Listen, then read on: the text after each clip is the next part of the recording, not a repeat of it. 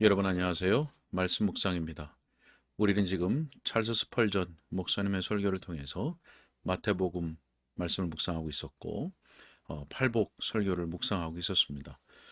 우리가 지난 시간에는 심령이 가난한 자의 복이라는 설교를 들었었는데요. 본래는 이제 다음에 메시지는 애통하는 자의 복이죠. 근데 스펄전 목사님의 설교 전집에는 그 부분이 빠져 있습니다. 그래서 애통하는 자의 복을 하지 못하고 온유한 자의 복으로 바로 넘어가겠습니다. 오늘 내용에서도 잠깐 언급이 되지만 이 스펄전 목사님이 청교도에 대해서 아주 능통했고 여기서도 토마스 왓슨 목사님의 팔복 강해를 이렇게 인용을 했습니다. 그래서 여러분들께서도 토마스 왓슨 목사님의 팔복 강해를 참고하시면 도움이 되리라 생각이 됩니다. 먼저 본문의 말씀을 읽겠습니다. 온유한 자는 복이 있나니 그들이 땅을 기업으로 받을 것이며. 아멘. 자, 설교 내용을 읽도록 하겠습니다. 여러분에게 자주 상기시켜 드린 바와 같이 이 마태복음 5장에 있는 팔복의 말씀은 각 항목마다 그 단계를 높여가고 각 항목마다 서로 연결되어 있습니다. 앞에 나온 항목의 복들은 항상 뒤따라 나오는 항목들에게 필수적인 것입니다.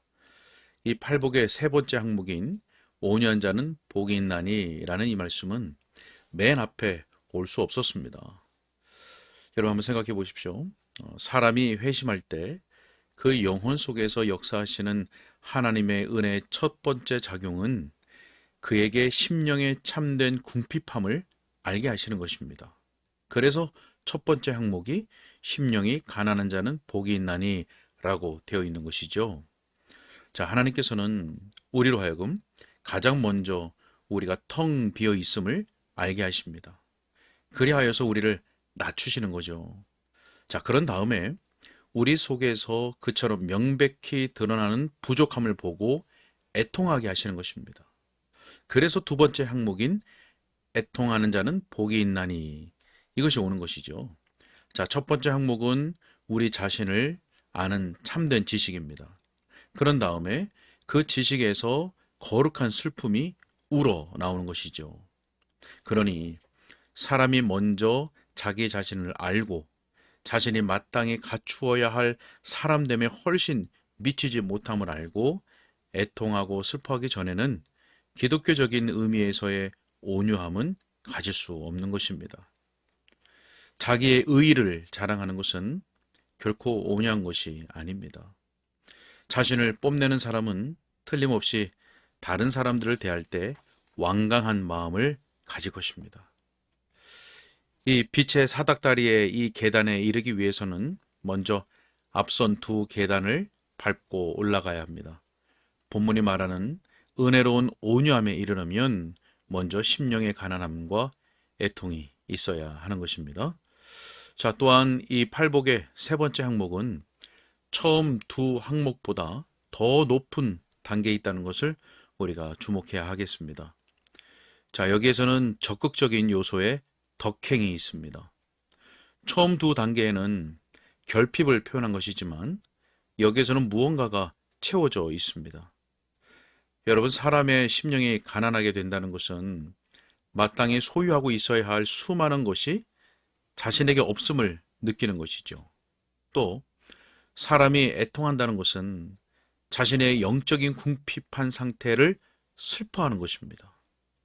자, 그러나 여기에서는 사람이 하나님의 은혜로 말미암아 받은 무엇인가가 있습니다. 자, 이것은 소극적인 것이 아니라 그의 영혼 속에서 일하시는 성령님의 역사를 보여주는 적극적인 증거인 것입니다. 그래서 그 사람이 온유하게 된 것입니다. 복이 있다고 하는 이 선언을 듣는 처음의 두 성품은 개인적인 것이죠. 그러나 이 온유함은 다른 사람들과의 관계 문제입니다. 물론 이 온유함이 하나님과 관계되었다는 것은 사실입니다. 그러나 그 사람의 온유는 특별히 자기 동료들을 향한 것입니다. 온유한 사람은 단지 자신 속에서만 온유하다는 것이 아닙니다. 그의 온유함은 다른 사람들과의 관계 속에서 나타나야 하는 것이죠. 여러분은 다른 사람을 전혀 만나지 않는 그런 운둔자를 보고 온유한 사람이라고 말하지는 않을 것입니다. 그 사람이 정말 온유한지 검증할 수 있는 방법은 그 사람의 성미를 건드리는 사람들과 접촉하게 하는 것입니다. 자, 그러므로 이 온유함은 그리스도께서 복되다고 선포하신 처음의 두 특성보다도 더 넓은 영역에서 작용하는 더 크고 포용력 있는 덕행인 것이죠. 자, 이 온유함은 처음의 두 성품보다 더 우월합니다. 그도 그럴 것이 이 성품은 앞에 두 성품으로부터 발생되기 때문입니다.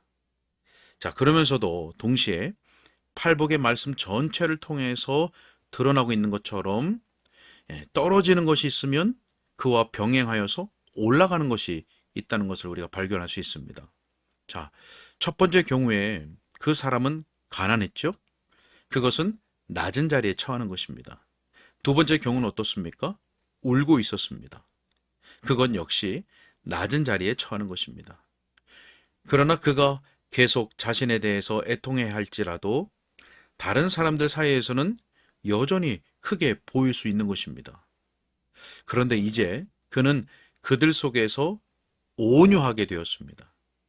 자기가 속한 집단 안에서 낮고 겸비해지게 된 것입니다. 그래서 그는 더욱더 낮아진 것이죠. 자, 그럼에도 불구하고 영적으로는 어떻습니까? 고양되어 올라가고 있는 것입니다. 자, 이처럼 팔복의 각 항목이 연관되어 있다는 점을 말씀드렸으니 세 번째 항목을 풀어나가기 위해서 두 가지 질문을 던지겠습니다. 첫째로, 그 온유한 자는 누구인가 하는 것입니다. 둘째로, 어떻게, 어떤 의미에서 그들이 땅을 기업으로 받는다고 하셨는가 하는 것입니다. 자, 그럼 첫째로, 온유한 자는 누구입니까? 온유한 자. 저는 이미 그 사람들은 하나님에 의해서 심령이 가난하게 된 사람들이며 하나님 앞에서 애통하게 되었고 위로를 받은 자들이라는 것을 말씀드렸습니다. 자, 그러나 여기에서는 그들이 또한 온유하다는 것을 우리가 알게 됩니다. 다시 말하면 하나님 앞에서와 사람 앞에서 그 생각이 겸비하고 온화한 자들이라는 것을 배우게 되는 것입니다. 그들은 하나님 앞에서 온유합니다. 옛적 훌륭한 성도인 토마스 왓슨은 그 특성을 다음에 두 가지로 나누어서 말합니다. 곧 그런 품격을 가진 이들은 하나님의 뜻에 복종하며 하나님 말씀에 쉽게 순응한다는 것입니다. 여러분, 우리 각자에게 바로 이 두 특별한 품격이 발견될 수 있기를 소원합니다. 자, 그와 같이 참으로 온유한 자들은 무엇보다 먼저 하나님의 뜻에 순종합니다. 하나님의 뜻이 무엇이든지 그 뜻에 순종할 것입니다. 스텐하우스 박사가 솔즈베리 평원에서 일하는 어떤 목자에 대해서 이런 질문을 던졌습니다. 내일 날씨가 어떨까요? 그 목자가 대답했습니다. 예, 내가 좋아하는 날씨가 될 것입니다. 그 박사는 다시 물었습니다. 그것이 무슨 뜻입니까? 그 목자가 대답했습니다. 하나님을 기쁘시게 하는 날이면 언제나 저는 좋습니다. 박사가 다시 말했습니다. 목자요, 당신의 인생이 좀 힘들어 보이는군요. 자, 목자가 대답합니다. 아닙니다. 저는 그렇게 생각하지 않습니다. 제 인생은 자비로 풍성하기 때문입니다. 그 대답에 박사는 말했습니다. 아니, 당신은 아주 힘들게 일해야 되지 않습니까? 이에 목자가 말했습니다. 네, 그렇습니다. 할 일이 아주 많습니다. 그러나 게으름을 피우는 것보다는 낫습니다. 아니, 어려운 일을 많이 견뎌야 하지 않습니까? 그렇습니다. 아주 많습니다. 그러나 나는 마을에 사는 사람들만큼 시험을 많이 받지는 않습니다. 내게는 하나님에 관하여 묵상할 시간이 더 많습니다. 그래서 저는 하나님께서 저를 어디에 놓으시든지 간에 그 자리가 제가 처할 수 있는 최선의 자리라고 생각합니다. 네. 여러분, 5년자들은 이와 같이 즐겁고 만족한 심령을 가지고 있어서 하나님과 결코 다투려고 하지 않습니다. 그들은 어리석은 사람들이 말하는 것처럼 운명을 가지고 태어났다거나 자기들의 발전을 저해하는 그런 상황에 놓여 있다고 해서 불평하지 않습니다. 비록 하나님께 매를 맞을지라도 그들은 하나님을 대항해서 하나님을 무정한 주인이라는 식으로 그렇게 말하지 않습니다. 오히려 그들은 하나님께서 그 일을 하셨기 때문에 침묵을 지키며 입을 열지 않습니다. 아니면 만약 그들이 말을 한다면 하나님의 은혜를 구하는 말을 할 것입니다. 그들이 견디고 있는 그 시련이 자기들의 성화를 촉진시키거나 약점들을 자랑할 정도로 은혜 안에서 더 잘할 수 있으며 그리하여서 그리스도의 능력이 그들 위에 머물 수 있게 하나님의 은혜를 구하는 그런 말들을 할 것입니다. 여러분, 그러나 거만한 사람들은 어떻습니까? 거만한 사람들은 할 수만 있으면 자기들을 지으신 하나님을 비난하려고 들 것입니다. 지음받은 자가 지은 분에게 왜 나를 이렇게 만들었는가 하면서 힐문하듯이 말입니다. 그러나 은혜를 받은 이 사람들은 그렇게 하지 않습니다. 하나님께서 어떤 일을 행하시기로 뜻하면 그들은 그것으로 만족합니다. 하나님의 뜻이면 솔로몬의 보좌나 욥의 거름더미도 상관없습니다. 주님께서 어느 곳에 자기들을 놓으시든지 자기들을 어떻게 다루시든지 간에 그들은 마찬가지로 기쁘게 생각합니다. 그들은 또한 하나님의 말씀에 유연하게 순응합니다. 그들이 진정한 온유한 사람들이라면 언제나 자기의 뜻을 쉽게 굽힙니다. 진리는 마땅히 이래야 한다라고 그들은 생각하지 않습니다. 자기들이 생각하는 대로 입증하기 위해서 성경에 접근하지 않습니다. 그들은 영감된 성경 앞으로 정직한 심령을 가지고 나아가며 시편의 기자처럼 내 눈을 열어서 주의 법에 기이한 것을 보게 하소서라고 기도합니다.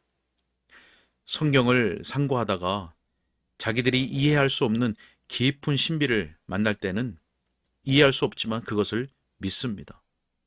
어떤 때는 성경의 다른 부분들이 서로 상충하는 것처럼 보일지라도 자기 스스로가 그 점을 풀어보려고 하지 않고 홀로 모든 것을 분명하게 풀어내실 수 있는 해석자에게 그 설명을 맡깁니다.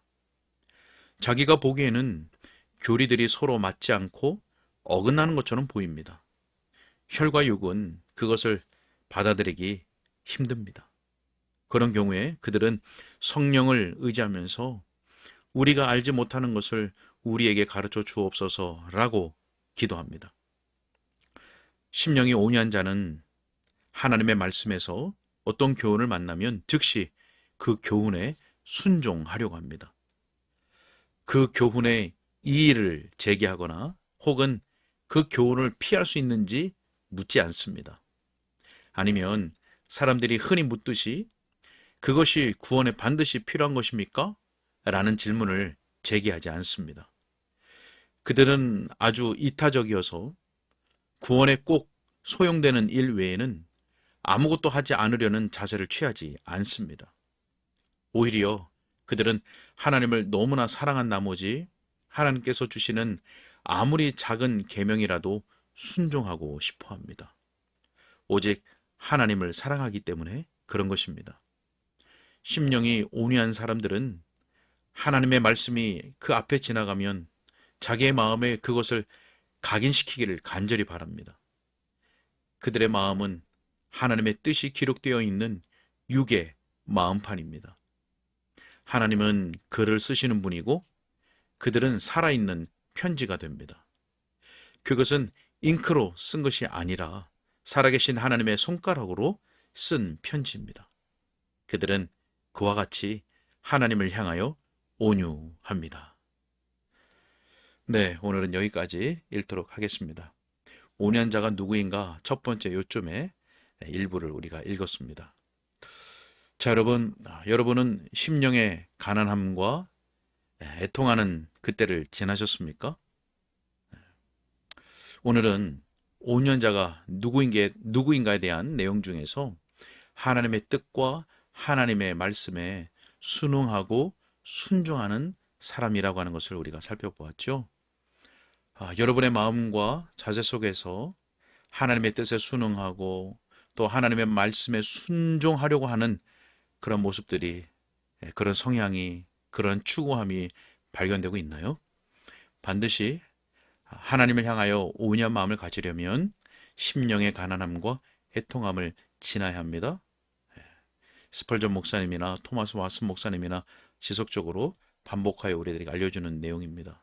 자, 우리가 하나님께 대하여서 온유한 마음을 달라고 간구할 수 있길 바랍니다. 그리고 하나님이 은혜를 주시는 가운데 이러한 성품, 이러한 특성, 다시 말해서 하나님의 뜻에 순응하고 하나님의 말씀에 순종하려고 하는 이러한 성품, 이러한 경향, 이러한 기질, 이러한 은혜들이 발견되는 우리 모두가 될 수 있기를 소원합니다. 함께 기도하겠습니다.